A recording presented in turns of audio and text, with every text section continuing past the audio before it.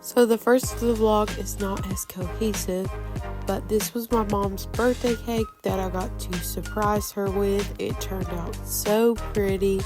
Her and my dad went on an anniversary trip overnight, and I surprised her with the cake. She had no idea, and I thank my poppy for helping me get it.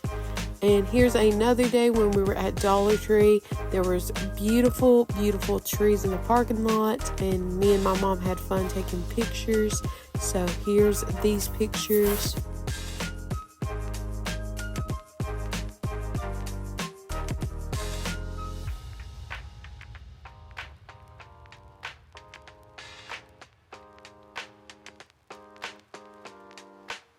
Krispy Kreme ran another promotion about buy one get one free on their St. Patrick's Day donuts, and these are the two that I got, and I split half with my brother and gave one to my sister.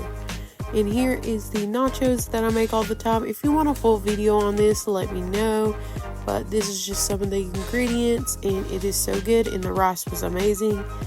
And here's my smoothie bowl.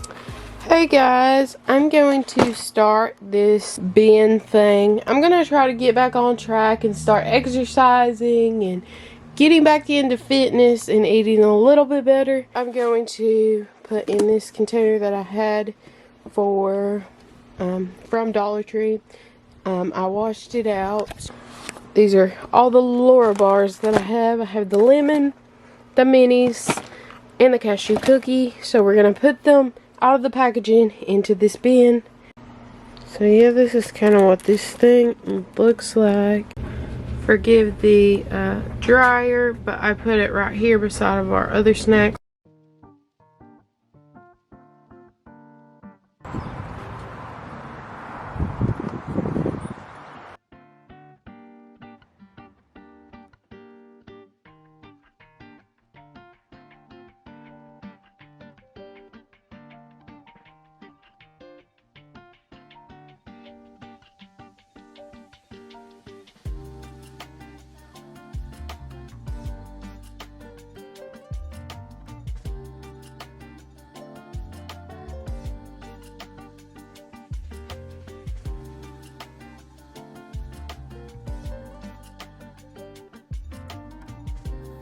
And it was Sunday, and this is how I do my vocal warm-ups every Sunday, half asleep and look awful. Then I always normally bring my baby dog on my bed. She doesn't sleep on my bed anymore. And then I give her some of her yogurt and pumpkin, and then I gave her some of this Ollie food.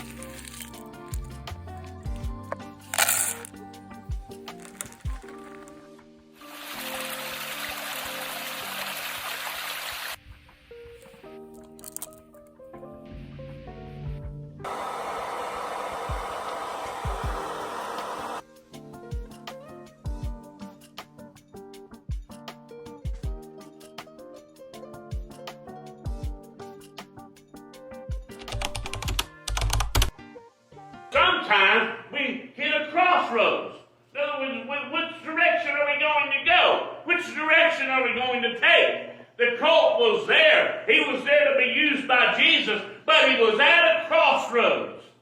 When Jesus comes to our life, we are at a crossroads. Are we going to serve sin, or are we going to serve God? When Jesus got on that colt to ride into Jerusalem, the colt did not buck him off. The colt did not jump around and kick and carry on. He was subject to the master's will. He was where God told him to be. He was where God could use him. Oh, let me tell you something. If God tells you to do something, you need to be where God can use you.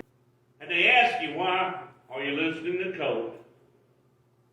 And they told him, he said that Jesus said what Jesus told him to say. He said, tell them that the Lord has need of him. I want you to know this morning that Jesus has need of you. Too often we say, oh, I can't do nothing. You're wrong. Everybody can do something. Amen. Amen. Everybody can do something. I love her. Hi, baby girl. Hi.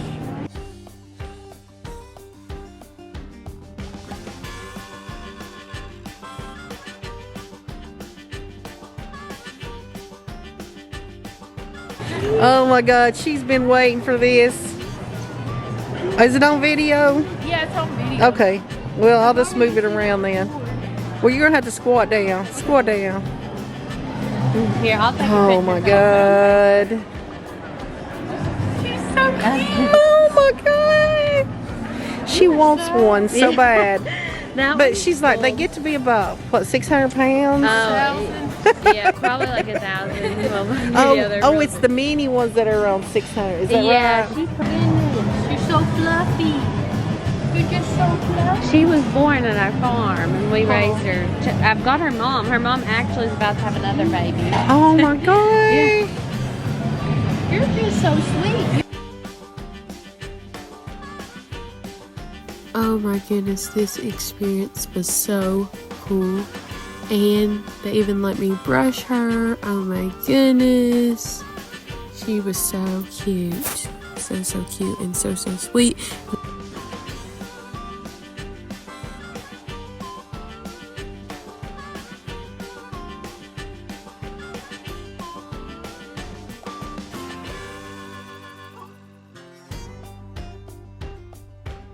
I love this clip right here. You can see her little tongue stick out. How cute.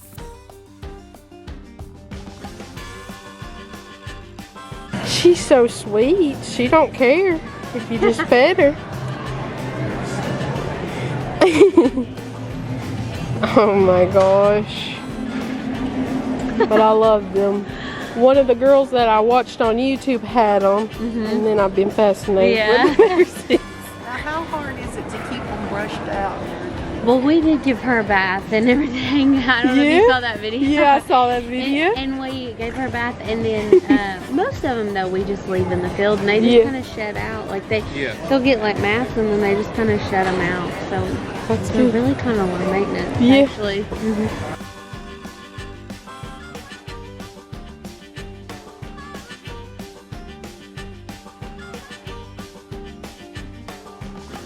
Oh my goodness. You are absolutely gorgeous. Hi. This one right here is Nature. He's the he's the darkest one and the lowest one. My favorite one is this one right here. Sparks with the white. Yes. And Hello. Oh, he's a good boy, and now we can ride him too. You are beautiful.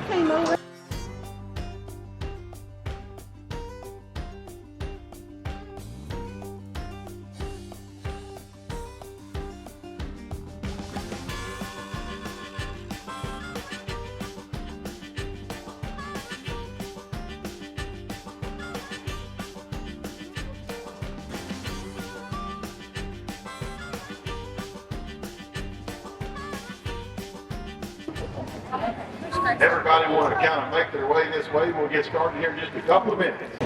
So this guy here, his name is Tucker. Tucker would be 7. Is that right? Tucker's a 7-year-old gelding, so he's a boy. I've had Tucker for 3 years. He will sort through 3 gallons of grain and eat every piece of it. And you look at the bottom of that bucket, and there's those 2 peels. Oh my goodness. Tucker's one of our swing horses. So if you were sitting in the wagon, the first pair of horses is the wheel team, the second set is the swing team, and the next set would be your lead horses, your lead pair. So the biggest horses are going to be in the back. They're the only ones that wear the bridging for the brakes. So your biggest pair, that'd be those first 2 there. They're going to be right on the wagon, and Tucker's going to be right in the next there, and then your lead horses are next. The wagon we drive is a Studebaker. It's a 1908 Studebaker that we have restored. Some useless tidbit information. Studebaker's the only wagon company at the turn of the century to be able to transition from wagons to cars. All the other companies went out of business. They tried to put engines in them and do different things, and they couldn't get it done. But they were able to do that with Studebaker. So, but that's what they call a 5-ton freight wagon. So that would have been 10,000 pounds you could have pulled in that thing. Most of that stuff would have been like city delivery if you lived in a big metro, New York, New Jersey, etc. Turn of the century, if you bought, the Clydes are of Scottish descent from the Clyde River, Scotland. That's where the name comes from. So what they call a Scotch top is just this design here. You can see if you look at this. I've always been fascinated with this harness. So there's a lot of like Amish folks and different things like that that build harness. But when you look at these, so the goal is a kind of a rotation. As you have one that's getting a little older, as he comes out, you're going to bring a younger 3-year-old, 4-year-old in. The best teacher for a driving horse is a good driving horse. So, you know, when you put them with a good guy that's been doing it a long time, you got to remember they're strapped together. So if you got this old guy and this youngster over here acting a fool, a lot of times the old guy will take care of the youngster and you don't have to. You know, he'll pull him back over. You know, he doesn't want to be jerked and pulled on either. So they're good for each other. Anybody else have any questions? This country. They farmed every farm. They built every skyscraper in New Jersey, New York, turn of the century. They hauled every brick. I mean, they did it all before the trucks came along. That's all we had. And so, I mean, at the end of the day, they're responsible for everything. Even if you look now, even in modern times, if you go buy a new pickup truck, what it can produce is rated in horsepower. I mean, that's what all that comes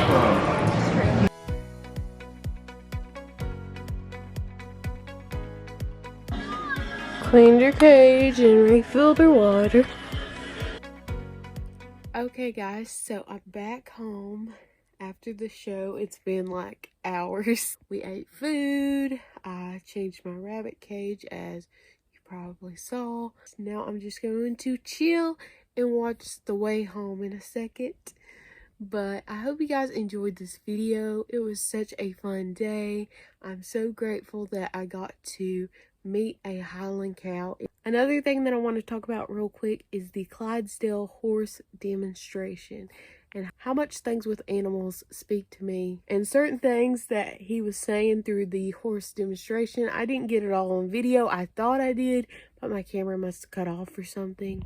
But he was talking about his horse, how you need a horse that will stand still, a horse that is able to stand. That was just so profound to me, because it just reminded me that we need to stand on truth and stand on the Word of God and only move when God tells us to move. And it related a lot to the message at church today. My pastor was talking a lot about letting the Lord lead you, letting Him guide you. Our message was also about the colt, when Jesus rides on the colt. And a lot of that message that my pastor preached related to the horse harness demonstration. And it was just so cool.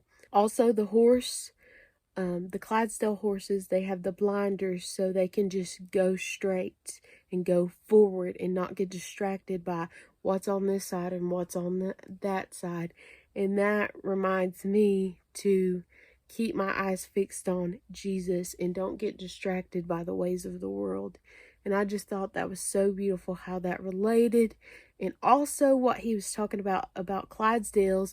This part was actually in the video where he was talking about when you get a younger horse and you bring them into work, you want to put them with a older, good horse that's going to train them in the way that they should go, because they'll make sure they stay in line. That reminded me of how we need other Christians in this life to pull us to where we need to go and to keep us in line and to encourage us in our faith. And I just thought that was so beautiful how God can use everything all throughout your day. You don't have to just be in church, but He can use everything throughout your day to remind you who He is and what you need to do. And it was just so beautiful how the message at church was talking about that, and also the message that, and basically what he was talking about horses. So I just thought that was beautiful, and it's just crazy how God works. I hope you guys enjoyed this video. If you did, like and subscribe, and I'll see you guys in another video, Lord willing, soon. Bye, guys.